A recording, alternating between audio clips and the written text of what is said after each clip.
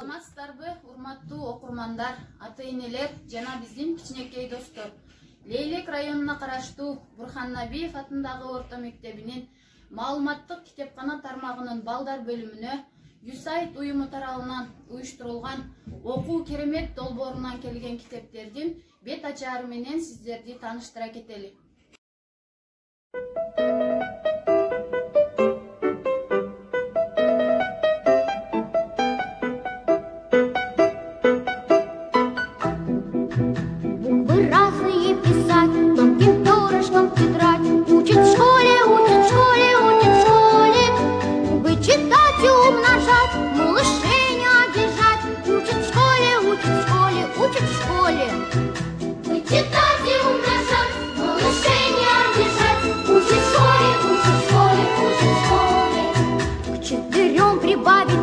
По слогам читать слова. Учат в школе, учат в школе, учат в школе. Книжки добрые любить и воспитанными быть. Учат в школе, учат в школе, учат в школе. Книжки добрые любить и воспитанными быть. Учат в школе, учат в школе, учат в школе.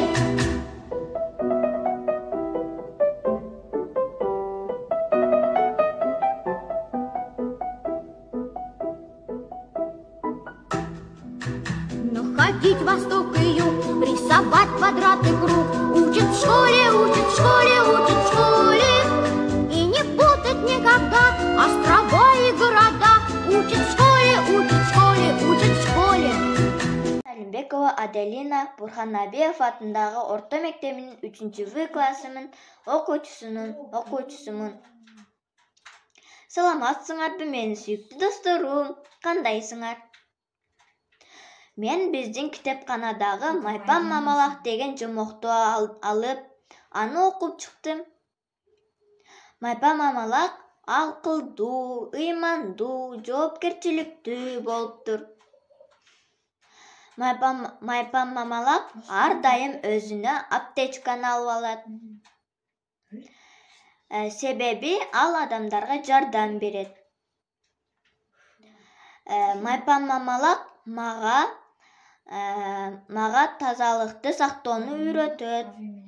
Достор, силер да китепканадан көп жомокторду алып окугула.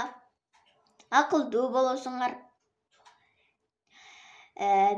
Мага окуу керемет долбоорунун китептери аябай жакты. Мен энди чоң китептерди алып окуйм. Саламатта калгыла, менин сүйүктүү досторум. Китепте сөйөктөр жөнүндө бар экен. Кичинелерде 300га жакын сөйөк бар.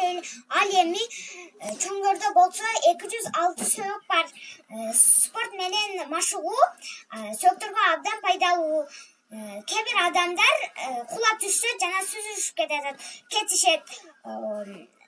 Көбүнчө эле колунун путун сындырып алышат. Ал үчүн башка кишилер путка тизе кап, чыканак кап жана мели сыяктуу коргоочу кийимдерди кийип алуу керек. Достор, бул китепти сөзсүз окугула, абдан кызыктуу экен. Саламатсыңарбы достор, мен ушул Кагазычак деген китепти окуп бүттүм. Бул китептеги окуяда мыйзам дүйнөсүндөгү жашоочулар тууралуу болот. Бул жерде Урттун китеби жана Хиптин токойдо жоголгону тууралуу болот. Силер дагы ушундай кызыктуу китептерди окууңарга сунуштайм. Мага бул китеп аябай жакты. Капуста канча. 6 коен чогулуп, тамак жемей болушту. Капуста таап 2ден дал ортого коюшту. Кана балдар ким табат? Капуста канча ким санайт? Канча капуста болуптур ошондо? Коянды экөөдөн. 12. 12 капуста болуптур. Канча чымчык дегенди окуйбуз. Канча чымчык. Электрдин зымына 2 чымчык конду. Дагы келип 5-өсү 7 чымчык болду. Учуп кетти 2-өсү. Бошоп Usop kaldı ordu. Kança çimçik gerek. Düzüş üçün ondu. Deydi. Ошондо канча чымчык керек экен? 2 чымчык учуп кетиптир. Канча калды? 5 kaldı. 10 болуш үчүн канча чымчык керек? Daha 5 koş gerek. 5ке 5? 5'te 5 10. Ой, азаматсың. Саламатсыңарбы достор, мен Карандаш деген китепти окуп бүттүм. Ал жерде карандаш кантип пайда болгонун жана кантип жасалышы жөнүндө баяндалат. Мен Мусабаев Алаберди Бурханабиев атындагы орто мектебинин окуучусумун, 2-Б класс. Мен керемет окуу долбоорунун көптөгөн китептерин окудум. Анын ичине мага Рики жана Ани жакты. Алар достош болуптур. Андан кийин алар достошуп калышыптыр. Андан кийин ойноп достошуп ынтымактуу болуп жүрүшүптүр. Мен керемет окуу долбоорунан көптөгөн китептерини дагы окуйм. Саламатсыздарбы мугалимдер жана менин досторум. Мен окуу керемет долбоорунан айланабыздагы майда жандыктар китебин окудум. Мен сиздерге бүйүн менен ок кумурска жөнүндө айтып берейин. Бүйүн жүндүү ири жөргөмүш. Кебетеси коркунучтуу 8 көзү бар. Бүйүн терең ийинде жашайт.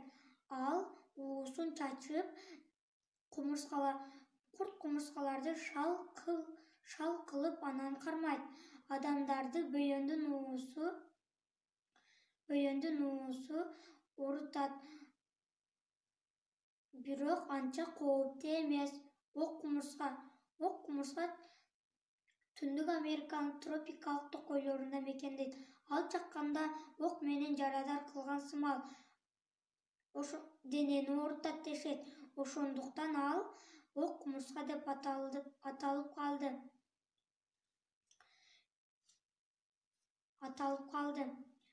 Чаккандан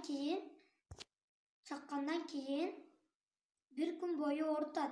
Ок кумурсканын чакканы сары арынын чакканынан 30 эсе күчтүү.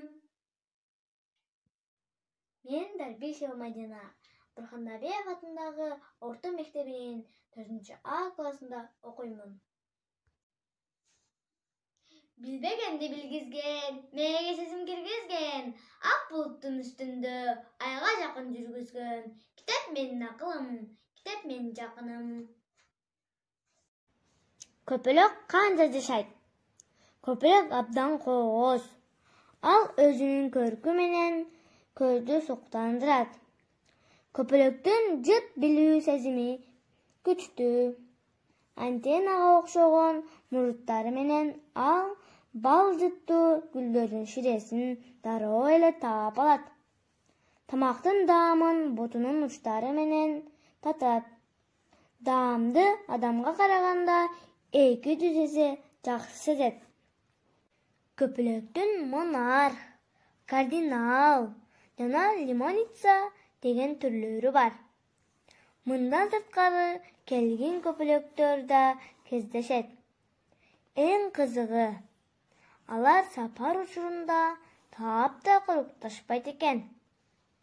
Көпөлөк 1 же 2 күн жашайт деп айтышат. Дагы көпөлөктүн көлөмү канчалык чоң болсо, ошончо көп жашайт деп да айтышат.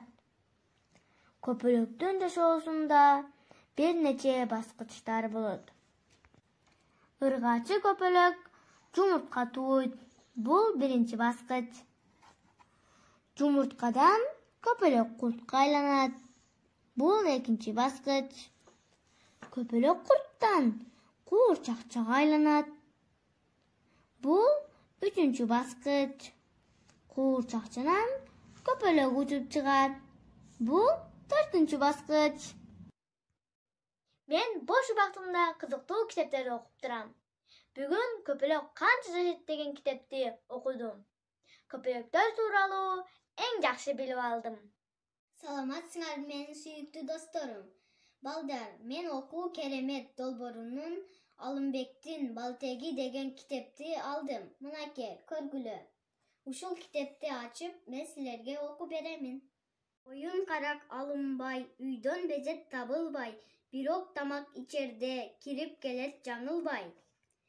Эртели кеч жарышып, Балтек менен жаны бир, айткан сөзгө түшүнгөн, ит кылам дейт аны бир. Кошо ээрчитип Балтегин тиштет чүйдөй түлкүнү, эдиреңдеп мектепке жөнөп калды бир күнү. Шайдоот басып баратты шайыр үнүн чыгарып, Балтегине портфелин көтөрткөнгө кубанып. Оюнга тойбогон алынбай болуптур, тамак ичерде жаңылбай кирип келиптир. Эрте кеч жарышып ойношуптур, айткан сөзгө түшүнүптүр. Ит кыламын деп аны Балтегине ээрчитип алып, мектепке жөнөптүр. Балтегине портфелин көтөргүзүп кубаныптыр. Көрдүңөрбү балдар? Демек биз Алымбектей оюн карак болбой, көп ойнобой, ата-апаларыбыздын айтканын кылып, китептерди окушубуз керек. Ар бир китептин өзүнчө тарбиялык максаты бар. Ошондуктан силерге сунуштарым китепканада бизге көптөгөн китептер бар. Ошолорду алып окугула. Урматтуу достор, мен Рики жана Анни деген китепти окуп чыктым. Бул китепте Рики күн сайын Аннинин аянтчада ойноп жатканын көрөт экен. Рики болсо Анни менен аябай достошкусу келет экен. Рики болсо аябай тартынчаак, уялчаак бала. Рики Анни менен достошуу үчүн түрдүү амалдарды аткарат. Ошентип күндөрдүн биринде достошот экен. Анан болсо достошкондон кийин эки дос токойго сейилге чыгышат, кол кармашып сейилге чыгышат экен. Мына ушундай Рики жана Анни деген китепти силер да окугула. Мен дагы китепканадан алып, ушундай кызыктуу китептерди мен дагы окуйм.